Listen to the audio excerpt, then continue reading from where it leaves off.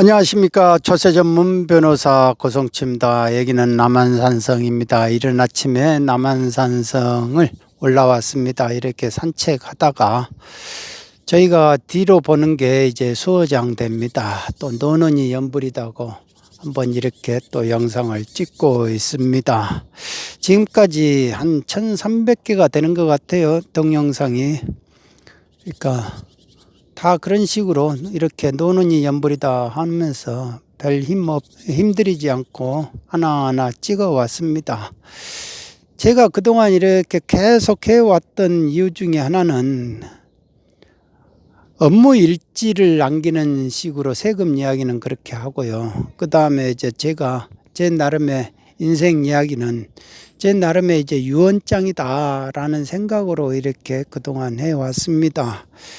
항시 생각하는 게 사람이 어떤 균형 감각이 참 중요하다, 그런 생각을 항시 해봅니다. 균형 감각. 그리고 사람이라는 게, 이 욕구라는 게 항시 존재하잖아요.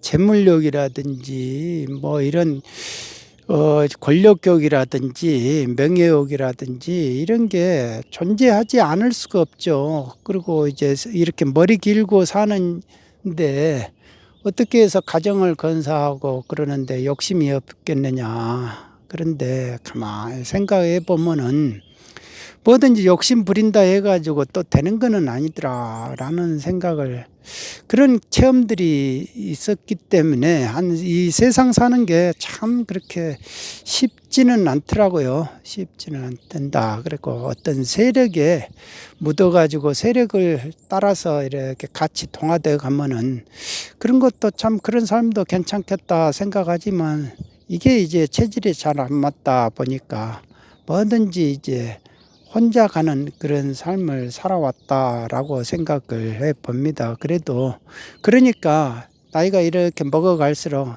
더 편해지는 것 같아요. 이렇게 눈치 볼 사람도 없고 같이 기웃기웃해야 될 모임도 없고, 그리고 뭐 주변에 내 인연이라고 이렇게 부담 가질 인연도 없고, 그런 게 이제 어떻게 보면은 좀 더 가벼워진다, 나이 먹을수록. 그런 생각이 듭니다. 백낙천이라는 분을 오늘 이렇게 아침에 이렇게 시를 봤어요. 식후, 그러니까 식사를 하고 난 후에 라는 글을 보니까 제가 오대산에서 체험했던 그거하고 비슷하더라고요. 그 뭐냐면은 오대산에서는요, 작년에 이제 제가 한 달 동안 여름에 있었는데 아침에 새벽에 6시에 밥을 먹어요. 거기는 월정사는. 그래서 이제 새벽에 일어나 가지고 좀 앉아 있다가 자선 좀 하다가 이제 그 밥 먹으려면 5시 반 정도에 출발을 해야 돼요. 왜냐하면은 숙소하고 월정사 대중 공양관이 그렇게 있어요. 길이가 전나무, 우리가 오대산 전나무 숲길 있지 않습니까? 선제길, 그 길을 건너서 이렇게 가야 된다. 그러면 아침 먹고 이렇게 산책하고 오면은 한 7시 반 이 정도가 돼요. 그렇게 되면은 이제 그 다음에 이제 좀 이렇게 또 뭐 방에서 뭐 하다 보면은 9시 정도 되면은 이제 잠이 서로 와요. 그게 이제 마구니 잠이라고, 그렇게 맛있어요. 또 그 잠이. 그러면 한숨 푹 자고 나면 10시가 된다 이거예요. 또 주섬주섬 이제 옷 챙기고 10시 반까지는 나가야 된다. 왜? 11시에 점심 공양이니까요. 그래서 나가가지고 이제 또 주위 이제 도반들하고 이렇게 식사 후에 이제 포용하면서 차 한잔 마시고 뭐 이렇게 하다 보면은 이제 한 2시간 넘는다. 2시간 넘으면 또 낮잠이 몰려오잖아요. 그럼 뭐 낮잠을 자는데 그건 누가 뭐 아무리 문을 두드려도 듣지를 못해요, 제가. 그러니까 진짜로 5분 전 거 있지 않습니까? 5분 전 이야기를 내가 기억을 못 한다니까요. 그렇게. 그러니까 한 번 자면은 그냥 아침이에요. 그러니까 무슨 뭐 생각할 것이 없습니다. 그러다 보면은 이제 또 이제 저녁에 5시에 밥 먹으러 가야 되니까 4시 반 정도에는 나가야 되죠. 그러다가 이제 또 이렇게 한 바퀴 삥 산책하고 들어오면은 뭐 이렇게 하다 보면은 이제 7시 넘고 8시 넘으면 산사의 밤은 아주 깊어요. 불빛이 없으니까. 그러면 또 자는 거예요. 그런 식으로 이제 한 달을 하니까 그때 몸이 많이 상했는데 이렇게 몸이 회복이 되더라고요. 참 그게 좋았습니다. 그런데 백낙천에 이렇게 식후에도 보니까요. 밥 먹고 나서 낮잠 좀 자고 그 다음에 깨면은 차 2잔 이렇게 차를 마시고 그러다 보면은 이제 해가 서쪽으로 기운대요. 즐겁게 사는 이한테는 그 해가 짧을 것이고 근심 걱정이 많은 사람에게는 그 해가 더디 갈 것이다. 그런데 나는 근심과 걱정을 얼굴에서 지웠다. 네, 그러더라고요. 짧은 삶이든지 삶이 인생이 짧든지 길든지 삶에 맡겨서 산다라고 이렇게 합니다. 그게 마음에 확 와닿더라고요.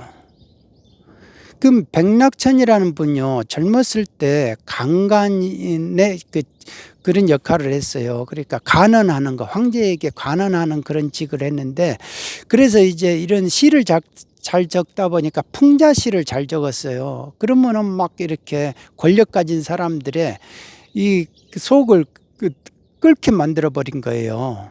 저놈의 자식 하면서 두고 보자 막 이런 정도로.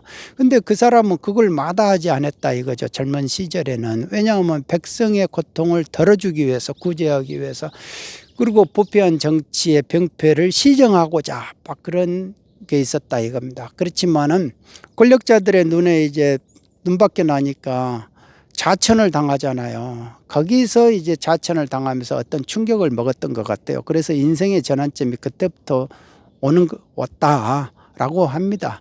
그래서 이제 그분이 그 시점이 그 이후로부터는 이제 이런 시가 이렇게 좀 달라져요. 그리고 이제 이런 불경이라든지 이런 도가라든지 뭐 이런 부분에 대해서 상당히 이제 조예가 깊어집니다.